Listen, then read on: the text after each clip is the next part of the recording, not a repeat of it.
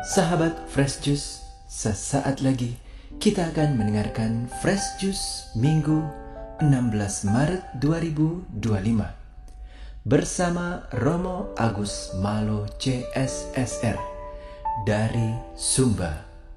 Selamat mendengarkan.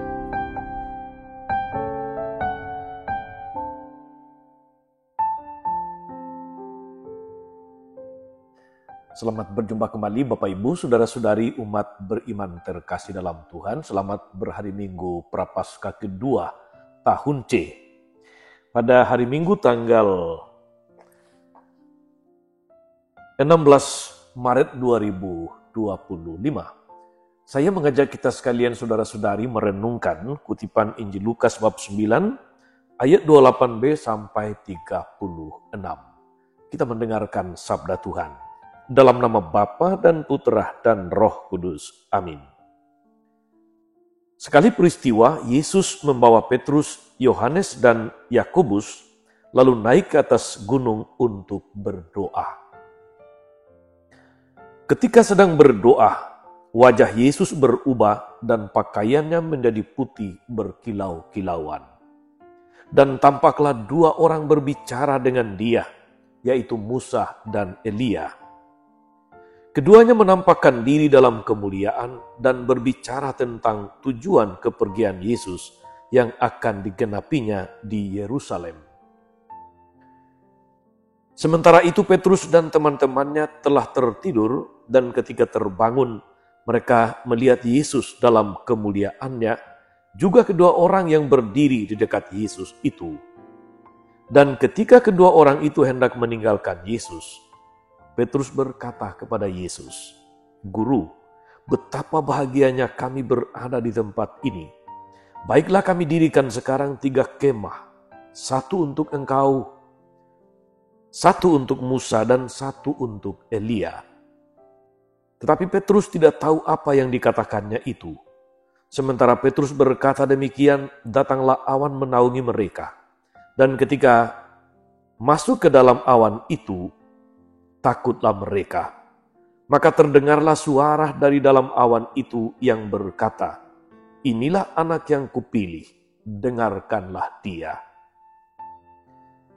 Ketika suara itu terdengar, tampaklah Yesus tinggal seorang diri. Murid-murid itu merahasiakan semua itu, dan pada masa itu mereka tidak menceritakan kepada siapapun apa yang telah mereka lihat itu. Demikianlah sabda Tuhan. Bapak Ibu Saudara-saudari umat beriman terkasih dalam Tuhan kita Yesus Kristus, selamat berhari Minggu. Ada seorang ibu yang ternyata sedang menderita kanker. Satu-satunya jalan supaya kanker itu tidak menjalar ke seluruh tubuhnya adalah dengan kemoterapi. Tetapi persoalannya adalah bahwa ibu ini sedang mengandung. Ada janin di dalam kandungannya dan usia kandungannya 6 bulan. Kemoterapi tentu saja akan membunuh janin itu. Karena di negara kediaman ibu ini, pengguguran atau aborsi dilegalkan, maka banyak orang menganjurkan kepadanya supaya dia menggugurkan kandungannya.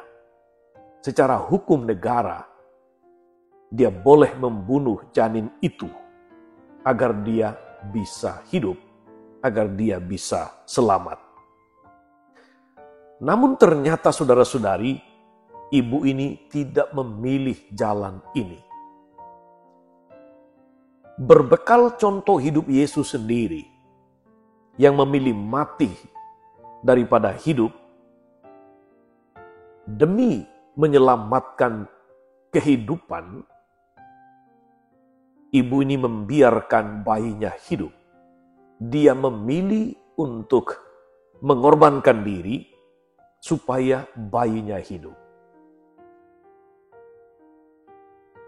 Pada Januari 1993, ibu itu jatuh pingsan dan tidak sadarkan diri dalam waktu yang cukup lama. Bayinya selamat setelah menjalani operasi sesar, dan 4 jam kemudian setelah kelahiran bayinya itu, ibu itu meninggal dunia. Dia mengorbankan diri, dia mau mati untuk menyelamatkan sebuah kehidupan. Saudari-saudara umat beriman terkasih dalam Tuhan, Minggu Prapaskah kedua ini, gereja mengajak kita merenungkan kisah transfigurasi. Yesus menampakkan kemuliaannya. Peristiwa yang terjadi di atas gunung yang tidak disebutkan namanya, itu merupakan titik balik dalam kehidupan Yesus. Ketika Yesus dibaptis di Sungai Yordan, saudari-saudara, kita ingat, Yesus menjadi sadar akan peran dan misinya ketika ia mendengar suara dari langit, "Engkaulah anak yang kukasihi, kepadamulah aku berkenan." Sejak saat itu, Yesus dengan menjadi sangat percaya diri, dia berkeliling mengajar sambil berbuat baik, melakukan banyak mujizat. Tetapi sekarang situasinya sudah berubah. Banyak orang memusuhinya. Karena itu Yesus pergi ke atas gunung untuk berdoa dan menemukan arti dari segala sesuatu yang menimpa dirinya, segala sesuatu yang harus dilewatinya. Saudari-saudara, Yesus memang biasa menyendiri ke atas bukit kalau dia mau berdoa kepada Bapanya. Di atas bukit itulah dia bertemu dengan 2 tokoh perjanjian lama, Musa dan Elia.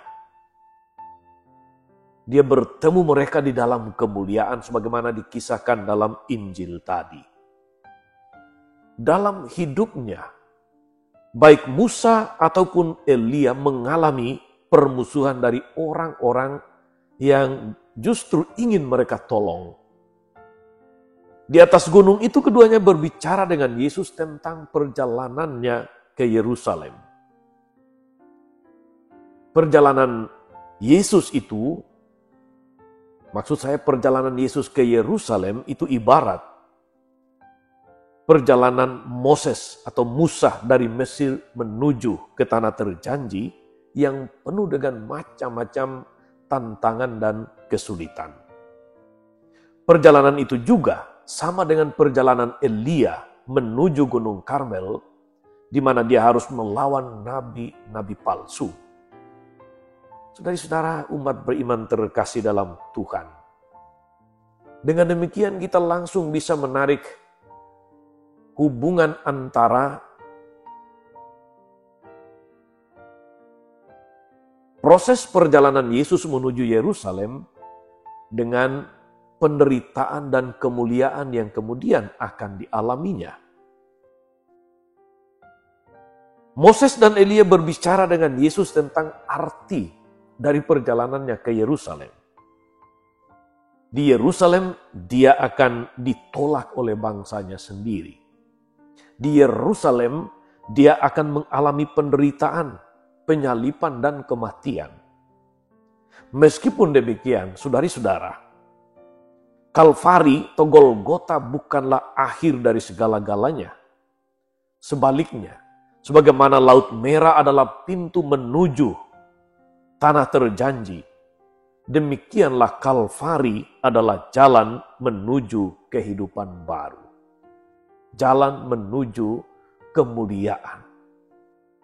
Sekalipun dia harus mati di kayu salib, tetapi pada hari ketiga, dia akan bangkit dari antara orang mati.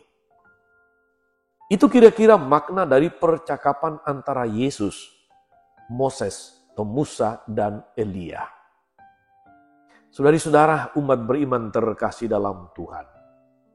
Jalan yang ditempuh oleh Yesus itu adalah jalan setiap orang yang mau mengikuti dia. Jalan dari setiap orang Kristiani. Ibarat kata pepatah, tiada mawar tanpa duri. Tiada kebahagiaan tanpa pengorbanan. Tiada kehidupan tanpa kematian. Tiada kemenangan tanpa salib. Sebagaimana tiada Paskah tanpa Jumat Agung. Ini barangkali adalah prinsip hidup orang-orang yang mau mengikuti Kristus. Namun, salib, saudari-saudara, salib setiap orang itu berbeda-beda. Bagi sebagian orang, salib itu mungkin berarti ketidakadilan yang dialami. Kita dengarkan banyak teriakan tentang ketidakadilan di negeri ini. Bagaimana rakyat miskin diperlakukan tidak adil. Bagaimana yang kaya semakin bertindak sewenang-wenang dengan macam-macam cara. Salib bagi orang lain mungkin berarti sakit yang berkepanjangan. Sakit yang menahun. Salib bagi sebagian orang mungkin berarti masalah yang seakan-akan tidak ada jalan keluarnya. Sakit yang tidak kunjung sembuh. Atau kematian dari orang-orang yang dikasihi. Betapa saudari-saudara, salib bisa nampak, bisa muncul dalam macam-macam wujud. Dalam macam-macam wajah yang kadang-kadang membuat kita entah secara langsung, secara verbal berkata, beginikan nasib setiap orang pengikut Kristus. Sesulit inikah menjadi pengikut Yesus? Seberat inikah salib yang harus dipikul hanya karena mengimani Kristus? Kita bisa kemudian mengeluh, kita mungkin jatuh dalam pergumulan semacam itu berhadapan dengan macam-macam salib. Tapi bagi sebagian orang lain juga saudara-saudari, salib mungkin berarti keinginan-keinginan atau impian-impian yang belum terwujud di dalam hidup. Di dalam perkawinan, di dalam persahabatan, di dalam pekerjaan, di dalam bisnis atau usaha yang dirintis. Saudari dan saudara, pengalaman Musa, Elia dan Yesus dalam Injil hari ini, serta pengalaman ibu yang memilih untuk mengorbankan hidupnya supaya kandungannya, supaya janinnya, supaya bayinya selamat, mengajarkan kita semua bahwa tiada mahkota tanpa salib. Tiada kebahagiaan tanpa pengorbanan. Inilah hukum kehidupan Kristiani kita. Bagi orang-orang yang menerima salib, sebagaimana Kristus telah menerima salibnya, telah tersedia mahkota di sorga. Tersedia kemuliaan yang akan dinikmati, yang dianugerahkan. Hanya orang-orang seperti itulah yang bisa menjadi warga kerajaan sorga. Tugas kita saudari-saudara umat beriman terkasih sebagai pengikut Kristus. Sebagaimana dikatakan oleh suara dalam Injil tadi, inilah dia, anak yang kukasihi, dengarkanlah dia. Moga-moga saudara-saudari, sepanjang hidup kita sebagai orang Kristiani, kita semakin memahami, semakin menghayati apa artinya kita menjalani masa puasa, masa prapaskah menuju kepada Paskah. Kita diajak untuk menghayati, merenungkan penderitaan Yesus yang akan berpuncak kepada Paskah nanti. Bahwa tiada penderitaan tanpa salib, bahwa tiada kehidupan tanpa kematian, bahwa tiada Paskah tanpa Jumat Agung, tiada mawar tanpa duri. Moga-moga saudara-saudari kita diteguhkan untuk menjadi orang-orang Kristiani yang mau setia mengikuti Kristus. Itu juga berarti setia memikul salib. Bagi kita sekalian tersedia kemuliaan surgawi. Tuhan Yesus memberkati kita semua. Amin. Tuhan Yesus Kristus, kami bersyukur karena kami boleh menjadi pengikut-Mu yang setia. Engkau telah mengajarkan kami melalui firman-Mu hari ini bahwa tiada kemuliaan tanpa salib, tiada kebahagiaan tanpa pengorbanan, tiada Paskah tanpa Jumat Agung. Kuatkanlah kami agar kami mampu mengikuti-Mu di jalan-Mu dengan setia, dengan konsekuen. Karena kami percaya bahwa pada akhirnya kami juga akan menikmati kemuliaan bersama-Mu. Kuatkanlah kami agar kami mampu memikul salib-salib kehidupan kami. Mampu mempersatukan setiap pengorbanan, setiap penderitaan, setiap tantangan, setiap kesulitan yang kami alami dengan salib-Mu sendiri. Terpujilah nama-Mu Tuhan sepanjang segala masa. Amin. Saudari-saudara sekalian, berkat Allah turun atas saudara-saudari, atas mereka yang kita doakan atau kita janjikan doa, mereka yang sakit dan menderita segala rencana, karya dan pelayanan hari ini, Bapa dan Putra dan Roh Kudus. Amin. Tetap sehat dan teruslah menjadi berkat.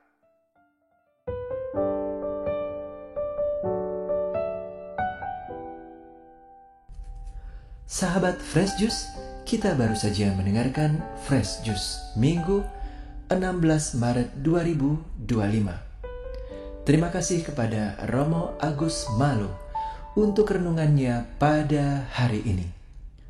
Sampai berjumpa kembali dalam Fresh Juice edisi selanjutnya. Tetap semangat, jaga kesehatan, dan salam Fresh Juice.